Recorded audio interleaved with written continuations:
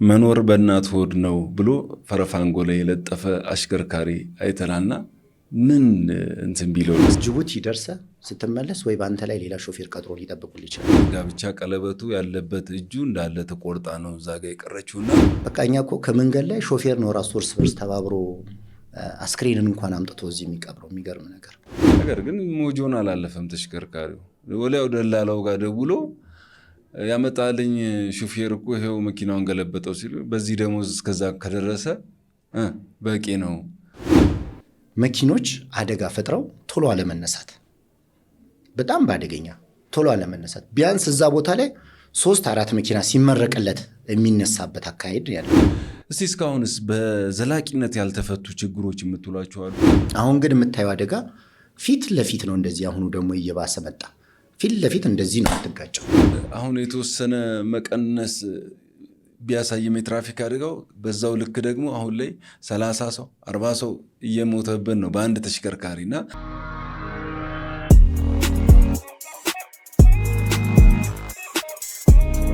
ሰላም ጤና ይስጥልን የተከበራችሁ ተመልካቾቻችን እንደምን ሰንብታችኋል? ይህ ቲዮስ መልቲሚዲያ ነው። ቲዮስ መልቲሚዲያን ከወደዳችሁት ላይክ፣ ሰብስክራይብ እንዲሁም ኮሜንት በማድረግ ቤተሰብ ይሁኑ። ለአሽከርካሪዎች ድምፅ ሁሌም እንተጋለን። በትራፊክ አደጋ ሳቢያ ለሚደርሰው ሞት እንዲቀንስም ቲዮስ መልቲሚዲያ ዘወትር ይሰራል። ወደ ዛሬው ቆይታችን ከመሄዳችን በፊት ግን እንግዳዬንም ከማስተዋወቂያ በፊት አንድ መረጃ ወደ እናንተ እናድርስ። በተወካዮች ምክር ቤት 557/2016 የወጣው አዲስ የአሽከርካሪ መቆጣጠሪያ ደንብ አለ። እዛ ላይ ከወጡት ውስጥ መካከል የጭነት ተሽከርካሪ በተፈቀደው አግባብ መሰረት ከዛ ውጪ በላይኛው የተሽከርካሪው አካል ሰዎችን የጫነ እስከ 1500 ብር እንደሚቀጣ ይደነግጋል። በዛው ልክ ከአንድ ሰው ውጪ ባለው በሰው ልክ እየተቆጠረ 100 ብር እየጨመረ ይሄዳልና ከተፈቀደው አግባብ ውጪ ሰዎችን በተሽከርካሪው የጭነት አካል ላይ መጫን እንደሌለብን ያሳያል። ሌላው ደግሞ በተለይ ከፍጥነት ወሰን በላይ ስናሽከረክር እንደሚያስቀጣው ሁሉ ከፍጥነት ወሰን በታችም ማሽከርከር በ557 በሕጉ ያስቀጣል። ፍጥነታችንን የቀኙን ጠርዝ ይዘን ሳንጓዝ ፍጥነታችንን ቀንሰን የምንጓዝ ከሆነ የቀኙን ጠርዝ ሳንይዝ በዝግታ የምናሽከረክር ከሆነ እሱም በትራፊክ ደንቡ የሚያስጠይቅ ነው። ይህንን ካልን በሚቀጥለው ፕሮግራማችንም እንዲሁ 557 እንዲሁም ደግሞ የሶስተኛ ወገን 554/2016 ምን ህጎች ይዟል የሚሉትን ለአሽከርካሪዎች ለእግረኞች የምናስተዋውቅ ይሆናል። ወደ ዛሬው እንግዳችን እንሂድ። በከባድ መኪና በማሽከርከር በተለያዩ ማሽከርከር ሙያ ውስጥም አለ። እንዲሁም ደግሞ የከባድ መኪና የማህበርም ሰብሳቢ ነው። እስቲ ራሱ በማስተዋወቅ የዛሬ ቆይታችንን እንጀምር። አመሰግናለሁ። እንግዲህ ዛሬ ወደዚህ ሚዲያ አሽከርካሪዎች የት እንደወደቁ ይህ ሚዲያ እኛን በመፈለግና ወደኛ እየመጣ ስለ አሽከርካሪዎች ችግር ለመግለጽ ያደረጋችሁት እንቅስቃሴ በጣም ደስ የሚል ነው። የአሽከርካሪ የት ወደቀ ብሎ ማንም ብዙ ሚዲያዎች ሳያዩት እናንተ ደግሞ አሁን ቀድማችሁ ቢኖሩም የተወሰኑ ቀድማችሁ በመምጣታችሁ ከልብ አመሰግናለሁ። እኔ የመጣሁት የኢትዮጵያ ከባድ መኪና አሽከርካሪዎች ማህበር የምክትል ፕሬዚዳንት ነኝ። ስሜም ጌቱ ዳምጠው እባላለሁ። መልካም። እንደው እስቲ በተለይ የቤተሰብ ሁኔታ ምን ይመስላል? በማሽከርከር ህይወትስ ምን ያህል ጊዜ ሆነ የሚለውን እሱ እናንሳና ወደ ዛሬው ፕሮግራማችን እንሄዳለን። እሺ፣ የቤተሰብ ሁኔታ ባለትዳር ነኝ። 4 ልጆች አሉኝ። በማሽከርከር ቆይታዬም ከ18 ዓመት በላይ አሽከርክሬያለሁ። መልካም። እንደው እስቲ የዛሬው ቆይታችን እየሰመረ እንዲሆን ለተመልካቾች አንድ ቪዲዮ እናቅርብና እኛም በሱ ቪዲዮ ላይ የተወሰኑ ሀሳቦችን እንሰንዝርና የዛሬው ጥያቄዎቻችንን እናነሳለን። በተለይ የተለያዩ ማህበራዊ ሚዲያ ላይ የሚዘዋወሩ ምስሎችን ወደዚህ እያቀረብን የመማማሪያ የሚሆንበት ሁኔታ አለን። እስቲ አንድ ምስል እናንተ ማየታችሁት ሊሆን ይችላል።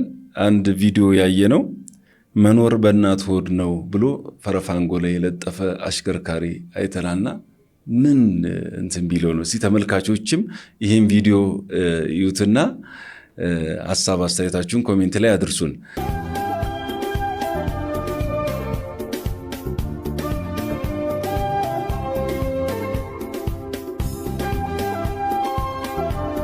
ምን ለማለት ፈልጎ ነው የአሽከርካሪ? ይህንን እስቲ እናወራበትና ሌላ ቪዲዮ እንጨምራለን።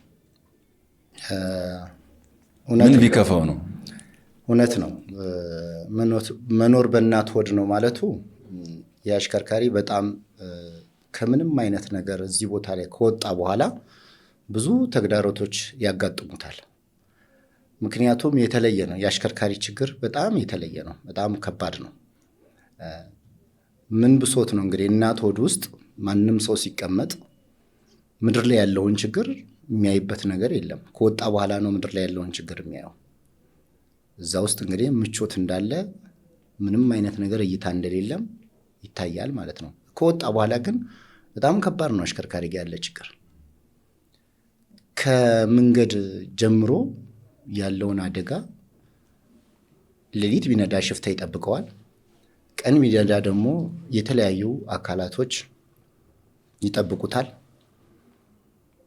በቃ እኔ ይሄ ነው ብዬ መግለጽ አልችልም። ሾፌር ላይ ያለን ችግር በአጠቃላይ ስለገለጸው ይሄ ልጅ ከምንም የጸዳ እዛ ጋር ኑሮ ተመችቶት ነበር ማለት ነው በእሱ አገላለጽ። ከወጣ በኋላ ግን ያለው ችግር በጣም ከባድ ነው። አሽከርካሪ ላይ ያለውን ችግር ለመግለጽ ፈልጎ ነው የገለጸው። አሁን ያለው ህይወት ምቹ አልጋ ባልጋ አይደለም። ያው የእናቴ ሆድ ይሻላል ወደ እናቴ ልሸሸግ ነው። አዎ በጣም ይሄም ያለበትን ደረጃ ያሳያል። አሽከርካሪው በተለያየ ቦታዎች ላይ ሁሉም ነገር ምቹ አልጋ ባልጋ ሆነው አይሄዱምና የሚገጥሙትን ውጣ ወረዶች የገለጸበት ነው ብዬ አስባለሁ። በተወሰነች አረፍተ ነገር ነው እና የገለጸው። እንግዲህ አንድ ቪዲዮ ደግሞ ሌላ እስቲ በተለይ አደጋዎች ሲደርሱ የተለያዩ ምክንያቶች ሊፈጠሩ ይችላል። አደጋ ስላልደረሰ አይደለም። ይህን ምስል እስቲ እንየው።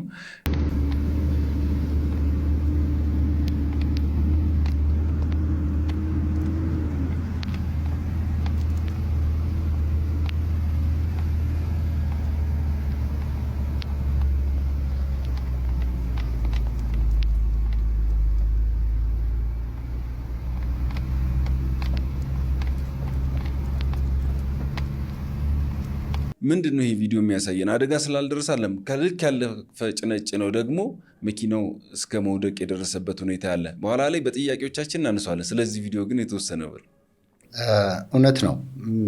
አንደኛ እንደዚህ አይነት አጫጫን ከሕግም አኳያ ተገቢ እንዳልሆነ በግልጽ አሽከርካሪው ራሱ መረዳት አለበት። አደጋ ከደረሰ በኋላ እንደዚህ አይነቶችን ነገሮች ምንም አይነት ነገር ወደ መደራደሪያ መንገድም አያስገባም። በግልጽ ይታያል። ይህ አሁን ከላይ የጫነው ጭነት መኪናው ከመውደቅ ያለፈ ከላዩ ላይ ያለው ዕቃ እንኳን ቢወድቅና አደጋ ቢያደርስ ሾፌሩ ነው ተጠያቂው። ማንም ተጠያቂ ሊሆንለት አይችልም። ግን ቢያንስ አሁን ይህ አካባቢ ላይ ሲፈጸም የህግ አካሎችም በጣም ብዙ ርቀት ሳይጓዝ እዛው ጋር ማስቀረት ይችላሉ። እዛው ጋር ገና እንደወጣ አሽከርካሪውን በቁጥር ስር ማዋል ይችላሉ። መኪናውን ብዙ ሳይሄድ አደጋ ሳያደርስም መያዝ ይቻላል። ስለዚህ ይሄ የሁለቱ የድምር ውጤት ነው ለአደጋው ብዬ ነው የማስበው። አንዳንድ ጊዜ ፋብሪካውም ሲሰራው ለዚህ ተሽከርካሪ ይሄን ያህል ጭነት ነው የሚገባው ብሎ ያስቀምጣልና እሱንም ብታነሳልኝ። እውነት ነው። እንደዚህ አይነት ነገሮች አሁን በተደጋጋሚ ያጋጥሙናል። ይህም ብቻ ሳይሆን በአሽከርካሪዎች ላይ ለምሳሌ ከጅቡቲ በጣም ከፍተኛ ጭነቶችን ያልተፈቀደ ከዚህ ኪሎግራም በላይ መጫን የለበትም ተብሎ እየታዘዘ በጅቡቲ ውስጥ ጭነቶች ይጫኑና አብዛኛው ጊዜ ከዚህ በፊትም ሰምታችሁት ይሆናል በሰመራ አካባቢ ላይ ቆመው በሚዛን የተነሳ አታልፉም ተብሎ መድኃኒቶች ሌሎችም እቃዎች ለሀገሪቷ የሚገቡ እቃዎች እንዳይገቡ ተብሎ ተይዘዋል፣ ቆመው ነበር። በጣም ብዙ ሾፌሮች ወደ እንግልቱላ ገብተዋል። ይሄ ነገር ከየት ነው? ከመነሻው ነው መሰራት ያለበት። ከመነሻው ጀምሮ ከጅቡቲ ጀምሮ ይህ መኪና ይሄን ያህል መጫን ይችላል ተብሎ ከተወሰነ እዛ ቦታ ላይ ከዚህ በላይ መጫን አይቻልም ተብሎ ያንን አሽከርካሪ እንዳይጭን እንዳይወጣ ማድረግ ያስፈልጋል። ጅቡቲ ሚዛን አለ። አዎ ትክክል ነው። ጅቡቲ ሚዛን አለ። ጅቡቲ ላይ እዛው ጋር ተመዝኖ መኪናው ተመዝኖ የእሱ የነጠላ ክብደቱ ይታወቃል። ይህን ጭነት ይጭናል ይባላል። ከጫነ በኋላ ደግሞ ተመልሶ ሲጭን ከዛ በላይ ኦቨር ከሆነ አውርዶ በትክክለኛው ጭኖ እንዲወጣ ማድረግ ይቻላል።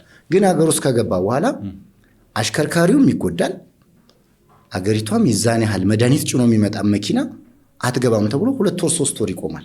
ስለዚህ ይሄ ከማን የመጣ ነው? ከአሽከርካሪው ብቻ አይደለም። አሁንም ቅድም እንዳልኩ የሁለት እዛ ያሉ ሰዎች እዛም በተለይ በኋላ ላይ በዚህ ጉዳይ ላይ በጥልቀት እናወራለን። አንድ የምናነሳት ሀሳብ አለች።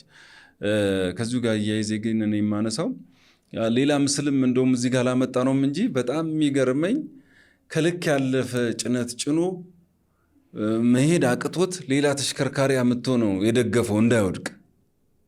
መደጋገፋቸው ጥሩ ነው። ነገር ግን ምንድን ነው ያመጣው? ያንን ያ መኪና እስከ መደገፍ የደረሰበት ምንድን ነው የሚለውን ስናይ ከልክ ያለፈ ጭነት ነው። ያ ደግሞ ራሱንም ቤተሰቡንም እንዳልከው ቅድም እንዳነሳው መድኃኒት ቢጭን አስቸኳይ ሊደርስ የሚችል መድኃኒት ከሆነ ላይደርስ ይችላል ማለት ነው። እና እንደዚህ አይነት ነገሮች ላይ ጥንቃቄ ያስፈልጋል። በኋላ ላይ የምናነሳቸው ነገሮች አሉ። እስቲ ወደ ዛሬው ቆይታችን ከመግባታችን በፊት ማህበራችሁ እንዴት ተመሰረተ? መቼ ተመሰረተ? ለምን ዓላማስ ነው ምስረታውን ያደረገው? ማህበራችን የተመሰረተው በ1998 ዓመተ ምህረት ከዛ ጊዜ ጀምሮ ማህበሩ በመሃል እየተቆራረጠ ያው ማህበሩ ብዙ ተግዳሮቶች ሲያጋጥሙት እየተቆራረጠ አንዴ ሲቆም አንዴ ሲነሳ አንዴ ሲቆም አንዴ ሲነሳ ያው ዛሬ ባለበት ደረጃ ላይ ደርሷል ማለት ነው። ማህበሩ ከዚህ ጊዜ ጀምሮ ነው የተቋቋመው። የተቋቋመበት ዓላማ ያው አሽከርካሪው ላይ የሚደርሰውን ችግሮች በይበልጥ ከሚመለከተው አካላት ጋር ሆኖ የአሽከርካሪውን ችግር ለመቅረፍ ነው። ያንን አሽከርካሪ ደግሞ ችግሮቹ እንዳይደርሱበት ብዙ ስራዎች ማህበሩ እየሰራ ነው ያለው።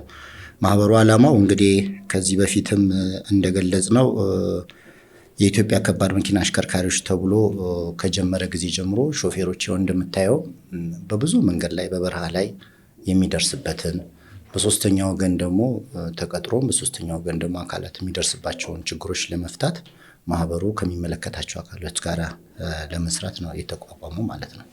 ምን ያህል አባላት አሉት ማህበሩ? ማህበሩ እንግዲህ በአሁኑ ሰዓት ያለፈው ዓመት ላይ ወደ 4000 ነበር። አሁን ወደ 6000 አካባቢ በእቅዳችን ይዘን 6000 ለመሙላት እየሰራን ያለነው።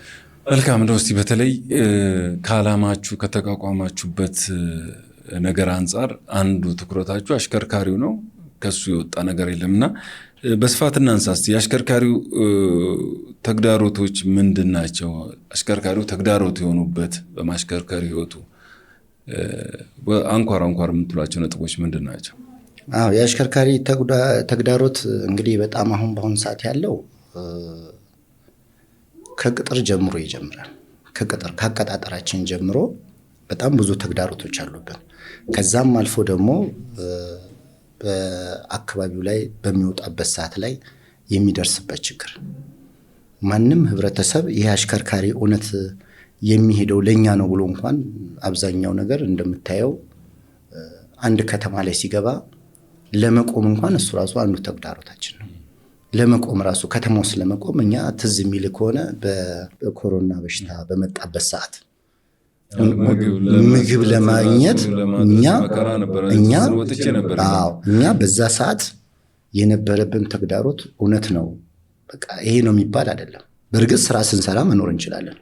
እኛ ደግሞ ካልወጣን መንገድ ላይ ያለው ህብረተሰብ ይኖራል ማለት እኔ በእርግጠኝነት ነው ነገር አስፋልቱን ጠቅላላ ይዞ የሚሄድ መንገድ አሽከርካሪው ጅቡቲ ወጥቶ ስለገባ ኮሮና ያመጣልም አይደለም ተብለን በፌስታል ነበር የሚሰጠን። በፌስታል ይሰጠን። ያ ሁላን ነገር አልፈን አሁን ከተማ ውስጥ ደግሞ ያ ጊዜ ካለፈ በኋላ አሁን ከተማ ውስጥ ደግሞ ስንቆም 400 ብር ካልከፈልን ከተማ ውስጥ ማደር አንችልም። ቀን በአሁን ሰዓት 100 ብር ፓርኪንግ 100 ብር ከፍለ ነው ቆመህ የምትሄደው። ግን የምንጠቀመው እዛ ከተማ ውስጥ አንድ ሆቴል ላይ ገብተን የምንጠቀመው ለከተማው እድገት የዛ አሽከርካሪ አስተዋጽኦ አለበት። ከተማ ውስጥ ይሄ በመዲናችን አዲስ አበባ ነው በሁሉም ቦታ በየከተማው አሁን መዲናችን ዙሪያ ላይ ከተማው ዙሪያ ላይ በጣም አሽከርካሪዎች ለመግባት በጣም ከባድ ችግር ነው ያለባቸው። ቀኑን ሙሉ ነርተው ሌሊቱን ሙሉ ነርተው መጥተው እንደገና ደግሞ ሌሊት ደግሞ ሲሄዱ ደግሞ ሌሊት ላይ እዚህ ጋር ቆማቸዋል። ለዚህ የቆማችሁበት ይሄን ያህል ብር ክፈሉ ተብሎ በዚህ በከተማ ዙሪያችን ላይ አሉ። በብዙ ቦታ ላይ ሄደን ሪፖርት አድርገናል ለሚመለከተው አካል ማለት ነው። እና አሽከርካሪው ያለው ተግዳሮት ይሄ ነው ብሎ ማለት አይቻልም። አሁን በቅርብ ጊዜ ውስጥ ሰው 11 ሰዓት ላይ ተነስተህ አንድ ከተማ ለምሳሌ ከመተሃራ ተነስተህ ወለንጪቲ ለመግባት በጣም ረጅም መንገድ ነው። በጣም ጥንቃቄ የሚያስፈልገው መንገድ ነው። ያንን ሁሉ አቋርጦ ሲገባ አሽከርካሪ በዛ መንገድ ላይ ያለበት ችግር በጣም ከባድ ነው። ስለዚህ እኛ በአጠቃላይ አሽከርካሪዎች ያለብን ተግዳሮት ከቀጣሪ ይጀምራል። ቀጣሪዎች ጅቡቲ ደርሰህ ስትመለስ ወይ በአንተ ላይ ሌላ ሾፌር ቀጥሮ ሊጠብቁልህ ይችላል። ስለዚህ ይህንን ሁላ ለማስተካከል ማህበሩ ከሚመለከታቸው አካላት ጋር እየሰራ ነው ያለው። ይሄ መደረግ ይህንን ስታነሳ በተለይ አንድ አሽከርካሪ ነበረ ተጎጂ እዚህ እንግዳ አድርገን ነበር። የጅቡቲ ሹፌር ነው። ተሽከርካሪው ይሰራልኝ እያለ ነው ችግር አለበት እያለ ደርሰህ ስትመጣ ይሰራል ተብሎ ይህም አንዱ ችግር ነው። ሲመለስ ግን እንደምንም እየጠገነ መጥቶ እዚህ ቤተል አካባቢ ወድቆ ነው አንድ እጁን ያጣው።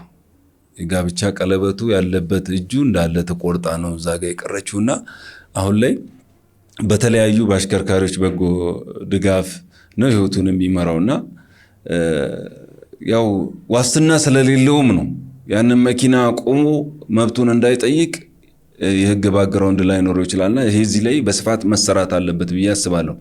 እስቲ እስካሁንስ በዘላቂነት ያልተፈቱ ችግሮች የምትሏቸው አሉ አሽከርካሪው ዙሪያ በማህበራችሁ? አዎ በዘላቂነት ያልተፈቱ ችግሮች እየተንከባለሉ የመጡት አሁንም ድረስ ያለው ነገር የአሽከርካሪ የቅጥር ሁኔታ ነው። አሁንም ድረስ እስካለው ድረስ ምክንያቱም ህይወቱን የሚመራበት አቀጣጠር ትክክለኛ ነገር አይደለም። አሁንም ድረስ በፈለገበት ሰዓት ነው፣ ቀደም እንደገለጽኩልህ በፈለገበት ሰዓት ነው። ይሄ ነው እየተንከባለለ የመጣው። ምክንያቱም ሲቀጠር ሰው ብዙ ነገር ያስፈልገዋል መሟላት ያለ። አሁን እዚህ ከተማ ላይ ሰው ሲቀጠር የራሱ የመንግስት አደረጃጀት አለው። በዛ ላይ ኢንሹራንስ አለው ቢጋጭ፣ ለራሱ የጤና መድን አለው። እነዚህ ሁላዎች የተሟሉለት አይደለም። አሽከርካሪው ብዙ የተሟላለት ነገር የለም። ለምሳሌ ጅቡቲ ሄዶ የመጣ አሽከርካሪ መንገድ ላይ ከተጋጨ ቀጥታ ወዲያው ነው የሚያባረው ባለ ንብረት። በጣም በጣት የሚቆጠር እንደው ድንገት አስታሞት የሆነ ነገር ሊያደርግ ይችላል። በቃ እኛ እኮ ከመንገድ ላይ ሾፌር ነው ራሱ እርስ በርስ ተባብሮ አስክሬንን እንኳን አምጥቶ እዚህ የሚቀብረው። የሚገርም ነገር ከስንት አንድ ናቸው፣ የተወሰኑ ናቸው። ምንም አይነት ነገር የለም። በቃ ዋናው ነገር ትልቁ ነገር አሽከርካሪው ይሄ ነው እየተንከባለለ የመጣበት። በአሁኑ ሰዓት ደግሞ እንደምታየው በእርግጥ በየአካባቢው ላይ ያለ ቀደም እንደገለጽኩልህ መኪኖች ከቆሙበት ቦታ ላይ ምንም አይነት ቦታ ላይ በቆሙበት ቦታ ላይ የክፍያ መብዛት ማለት ነው። አሽከርካሪው ላይ የክፍያ መብዛት በየከተማው ላይ ስትቆም የክፍያ መብዛት ላይ በዚህ ላይ ቢሰራበት የተሻለ። በፍቅር ነው የሚነዳው ሾፌር። በፍጹም እንትን አይደለም፣ በፍቅር ነው የሚነዳው። በምንም አይነት ተጽዕኖ አይደለም። መንግስትም ተጽዕኖ አድርጎበት አይደለም፣ ባለቤትም ተጽዕኖ አድርጎበት አይደለም። መስራት ስላለበት መኖር ስላለበት ሙያው ስለሆነ ይሰራል አሽከርካሪው ማለት ነው። ስለዚህ በአጠቃላይ ባለ ንብረቶች ያለ አሽከርካሪ ንብረትም ቢገዛ አንድ መኪና ቢነዳ ነው እና ስለዚህ በእንደዚህ አይነት ነገር ላይ ቢታይ የሚል ሀሳብ ነው ያለኝ። እኔ በተለይ ከዚህ ጉዳይ ጋር በተገናኘ አንድ ትክክለኛ እውነተኛ ታሪክ አለ። ሹፌሩ መኪናው ካልተስተካከለልኝ አልሄድም ብሎ ባላማው ጸና። ምክንያቱም ቤተሰብ አለው፣ ቤተሰቡን መምራት ስላለበት። ነገር ግን ለሌላ ሹፌር ሰጥቶት ለደላላውም በዝቅተኛ ብር አመጣለት። ሰውየውም ትኩረቱ የነበረው ዝቅተኛ ደሞዝ መክፈል ነበረ። ነገር ግን ሞጆን አላለፈም ተሽከርካሪው። ወዲያው ደላላው ጋር ደውሎ ያመጣልኝ ሹፌር እኮ ይሄው መኪናውን ገለበጠው ሲሉ በዚህ ደሞዝ እስከዛ ከደረሰ በቂ ነው ብሎ ነው የመለሰለትና ለምን ለንብረታችን አናስብም? ሹፌርን በሚረብሹ ነገሮችን አንድ ሹፌር እኮ ከቤቱም ጀምሮ ከቤቱ ሲወጣ መረበሽም የለበትም። ከቤተሰቡ ጋር በሰላም ተሰናብቶ መውጣት አለበት። ስምሪት ከሚሰጡት ከባለ ንብረቶቹ ከስምሪት አካላት ጋር በጎ ግንኙነት አድርጎ ነው ያንን ጉዞ መጀመር ያለበት። 1000 ኪሎ ሜትር ወጥቶ ወርዶ ሲመጣ ልናከብረው፣ ስሜቱን ልንጠብቅ፣ ቢያጠፋ እንኳን ስሜቱን ልንጠብቅለት ይገባል። ይሄ ነው አሽከርካሪው። ምክንያቱም የሀገራችንን የተለያዩ ፕሮጀክቶች ብታያቸው እነሱን የሰጡን ባለሙያው እዚህ ሆኖ ስለሰራቸው አይደለም፣ እነሱን የሰጡና እስቲ አንድ ነገር ደግሞ እናንሳ። በተለይ በሀገራችን አሁን የተወሰነ መቀነስ ቢያሳይም የትራፊክ አደጋው በዛው ልክ ደግሞ አሁን ላይ 30 ሰው 40 ሰው እየሞተብን ነው በአንድ ተሽከርካሪና አደጋው አሁን መልሶ ሊጨምር የሚችልበት አግባብ ነው ያለውና በ5 ዓመት ውስጥ ነው በ4 ዓመት ውስጥ ወደ 20 ምናምን ሺህ ሰዎች ሞተዋል በትራፊክ አደጋ። ማን ነው ተጠያቂ? ማን ነው ጥፋተኛ? እሱን አንሳልን። በተለይ ደግሞ እናንተ የሚመለከታችሁ በዚህ በኮሪደሩ ስለሆነ በጅቡቲ ኮሪደር ከባድ መኪኖች የሚወጡበት እዛ ጋር ያለው ችግር ምንድን ነው? እዛ ጋር ስንሄድ 10 መኪና ወድቆ ከሆነ ስንመለስ 10 መኪና ወድቆ እናገኛለንና ሁለቱንም አንሳለን። እስቲ ሀገር እየተጎዳች ነው። ማን ይጠየቅ? ማን ነው ጥፋተኛ? አሽከርካሪ ነው ማለት አልችልም። ምክንያቱም አሁንም የሁለት ሰዎች ድምር ውጤት ነው የዚህ አደጋ። ምክንያቱም አንደኛ ከስልጠና ይጀምራል። ትክክለኛ ተቋማቶች አሁን አሽከርካሪ እየሰለጠኑ በሚወጡበት ሰዓት ላይ እውነት ሰልጥነው ነው ወይ እየወጡ ያሉት እነዚህ አሽከርካሪዎች? በእርግጠኝነት የስልጠና ማዕከሎችን እኔ በተወሰነ ደረጃ ብዙዎቹን አይቻለሁኝ። የጠየኳቸውም አሉ። እንደ አሽከርካሪ ኃላፊነቴ መጠየቅ ያለብኝን ጠይቄያለሁ።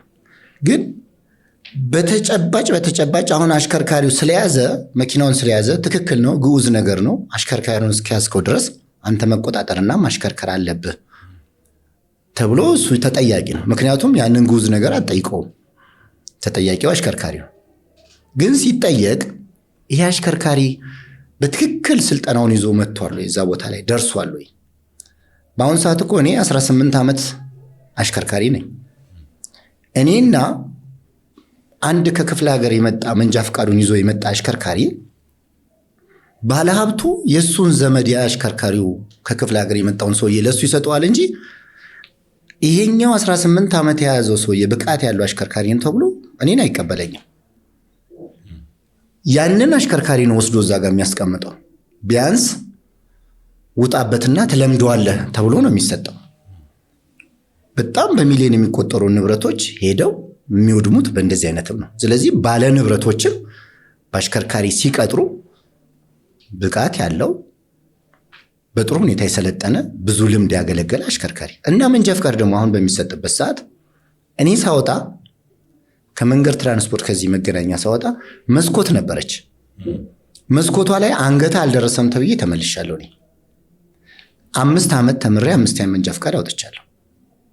ስለዚህ እንደዚህ አይነት ነገሮች ልምዶች ቢኖሩ አሁንም ለምሳሌ አሁን መንጃ ፈቃድ ያላቸው ሰዎች ይሄ በአሰልጣኝ ቦታ ላይ የሚሰጠው ህዝብ 1፣ ህዝብ 2፣ ህዝብ 3 ሁሉንም በአንድ ጊዜ አምስቱንም ይዘዋል። ህዝብ አንዱ ሲነጠቅ በዛኛው ደግሞ ይነዳል። መንጃ ፈቃዱ ይነጠቃል። ከዚህ ሄዶ ክፍለ ሀገር ሄዶ ይነዳበታል። እዚህ ጋር የሰራበት በጣም አደጋው እኮ እንዳለ ይታያል። በቃ እውነት ነው። ግን ይሄስ በምን አይነት መንገድ ነው ሊጣጣም የሚችለው የሚል ሐሳብ አለን። እኛ እናቀርባለንም።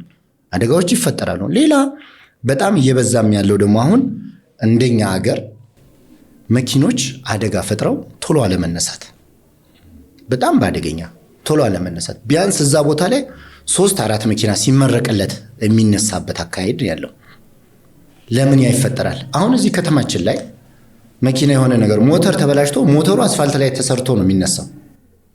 ህጉ ላይ ግን ለረጅም ሰዓት መኪና አይቆምም፣ ማንሳት አለብን። ረጅም ሰዓት እዛ መኪና አስፋልት ላይ መጠገን የለብህም ነው የሚለው። እኛ ወደፊት ምንድን ነው እንደዚህ አይነት ነገሮችን ማህበሩን መስራት የሚፈልገው የተሻለ ከብዙ ሰዎች ጋር እየተነጋገርን ያለ ነው።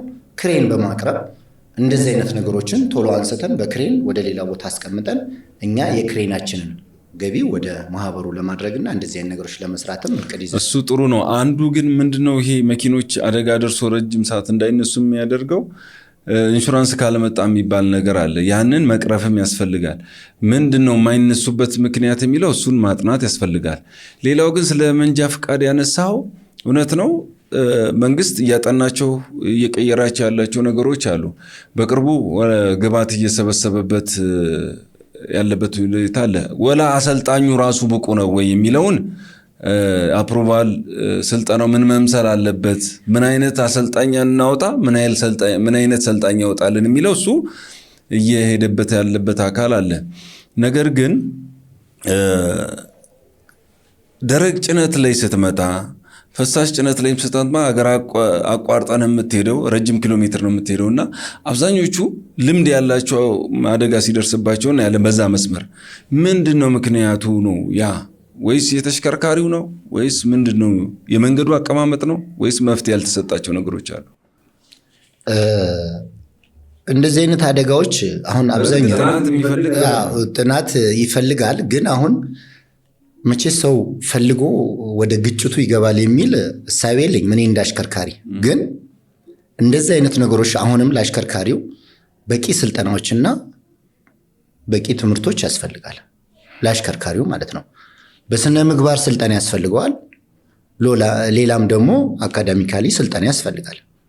አሁን ለምሳሌ አንዳንድ ካምፓኒዎች አሉ እንደ ቶታል እንደ ኦይል ሊቢያ ብትወስድ አሽከርካሪው ስልጠና በቂ ስልጠና ይወስድና በቀን 4 ሰዓት ያህል ትነዳና ከዛ በኋላ የ30 ደቂቃ የሚሆን የሆነ ሰዓት እረፍት ሳትወድ ግድህን ቆመ እንድታርፍ ያደርጋል። እንቅልፍም ካለብህ እንቅልፍን ታሳልፋለህ። የሆነ ከፊትም ያለ ነገር ችግሮች እንኳን ቢኖሩ ያልፋሉ። ይሄ ተገቢ ነው። እንደዚህ አይነት ስልጠና ለሾፌሩ ለህይወቱ ማለት ነው። በቀን 10 ሰዓት ነርተህ ከ10 ሰዓት በላይ እንዳትነዳ ብሎ የሚያስገድድ 4 ሰዓት ነው የሚለንጉ። አዎ 4 ሰዓት ታርፋለህ። አዎ ከዛ ያን ሰዓት ደግሞ ስደምሮ 10 ሰዓት ነው የሚሆነው። በቀን ውስጥ ሙሉ 12 ሰዓትን አትነዳውም ማለት ነው። እዛ ላይ የምታርፍበት ሰዓት ለ2 ሰዓት አለህ ማለት ነው ከዛ ሰዓት ላይ። ስለዚህ 12 ሰዓት መኪናን አቁመህ ታርፋለህ። አሁን ግን ያለው ነገር እንደምታየው 48 ሰዓት የሚነዳም ሾፌር አለ። ከአዲስ አበባ ዛሬ ጭነት ወጥቶላል ተብሎ ሌሊቱ ሙሉ ነርቶ ጅቡቲ ገብቶ ጭኖ የሚወጣም ሾፌር አለ። ይሄ ሰውዬ እንቅልፍ ሲመጣበት ከፊቱ የሚመጣው መኪና ቢያንስ አንድ አሽከርካሪ ስንት መኪና መንዳት አለበት? 3 መኪና አለበት፣ 4 መኪና አለበት፣ 5 እየተባለ አሁን እየተራዘመ ነው ያለው። ምክንያቱም የሚመጣ መኪና እንኳን ቢመጣ እንደ መሬቱ ሁኔታ አይቶ ሸሽቶ ያ መኪና አደጋ ሳይደርስበት ሊያሳልፈውም ይችላል። አሁን ግን የምታየው አደጋ ፊት ለፊት ነው። እንደዚህ አሁኑ ደግሞ እየባሰ መጣ። ፊት ለፊት እንደዚህ ነው የምትጋጨው። ይሄም እንቅልፍ ይዞታል፣ ያም እንቅልፍ ይዞታል። አዎ ወይ ደግሞ ሞገደኛ አሽከርካሪ የምንለው እንደዚህ አይነት ነገር አለ። ይሄን መቅረፍ የምንችለው በምንድን ነው ማለት ነው? በስልጠና ነው። ስልጠናዎችን ደግሞ አሁን ማህበሩም ከተለያዩ አካላቶች ጋር ተነጋግረናል። በቂ ስልጠናዎችን በፌዝ እያደረግን ድሬዳዋ ላይም አዲስ አበባ ላይም ስልጠናዎችን ለመስጠት እየሰራን ያለ ነው።